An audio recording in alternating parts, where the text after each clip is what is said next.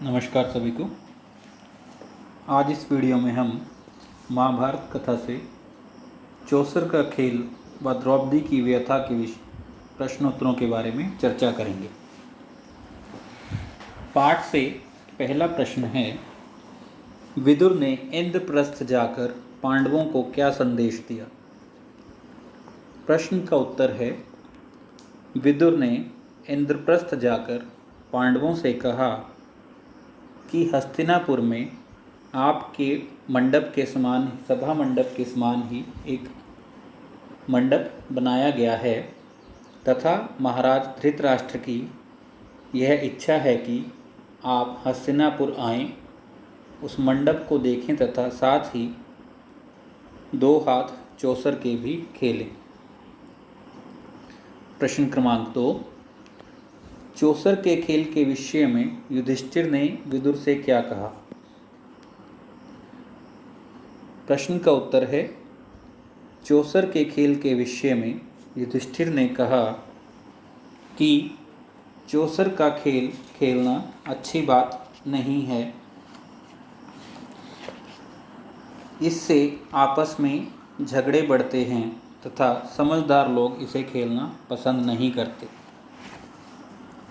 प्रश्न क्रमांक 3, चौसर का खेल किस किस के मध्य हुआ? उत्तर है, चौसर का खेल युधिष्ठिर तथा दुर्योधन के स्थान पर खेलने वाले शकुनी के मध्य हुआ। प्रश्न क्रमांक 4, सभा मंडप में कौन कौन उपस्थित थे? प्रश्न का उत्तर है, सभा मंडप में भीष्म, कृपाचार्य, विदुर, धृतराष्ट्र जैसे वयोवृद्ध तथा दर्शक उपस्थित थे। प्रश्न क्रमांक 5, युधिष्ठिर चौसर के खेल में क्या क्या हार गए? प्रश्न का उत्तर है, युधिष्ठिर चौसर के खेल में अपनी गायें, भेड़ बकरियां, दास दासी, रथ, घोड़े, सेना, देश की प्रजा, अपने भाइयों के शरीर पर के आभूषण तथा वस्त्र, अपने भाइयों को, स्वयं को तथा द्रौपदी को हार गए। प्रश्न क्रमांक 8, प्रश्न क्रमांक 6, द्रौपदी ने प्रातिकामी से क्या पूछा? प्रश्न का उत्तर है कि जब दुर्योधन ने अपने सारथी प्रातिकामी को द्रौपदी को लाने के लिए भेजा तो द्रौपदी ने उसे पूछा कि पहले तो मुझे यह बताओ कि उस खेल में महाराज युधिष्ठिर पहले स्वयं को हारे थे या मुझे? प्रश्न क्रमांक 7, द्रौपदी की दीन अवस्था देखकर किसे दुख हुआ? प्रश्न का उत्तर है, द्रौपदी की दीन अवस्था देखकर धृतराष्ट्र के बेटे विकर्ण को अत्यंत दुख हुआ।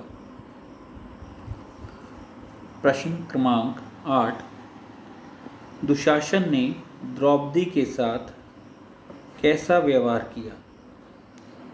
प्रश्न का उत्तर है, दुशासन ने द्रौपदी के बाल बिखेर डाले, उसके गहने तोड़ फोड़ दिए और उसके बाल पकड़कर बलपूर्वक घसीटता हुआ उसे सभा में ले आया। प्रश्न क्रमांक 9, दुशासन द्वारा द्रौपदी के वस्त्र पकड़कर खींचने पर क्या हुआ? प्रश्न का उत्तर है, जब दुशासन ने द्रौपदी का वस्त्र पकड़कर उसे खींचना आरंभ किया तो द्रौपदी का वस्त्र बढ़ने लगा। जैसे जैसे दुशासन वस्त्र खींचता गया वैसे वैसे वस्त्र भी बढ़ता गया। अंत में खींचते खींचते दुशासन की दोनों भुजाएं थक गई और वह थकान से चूर होकर बैठ गया।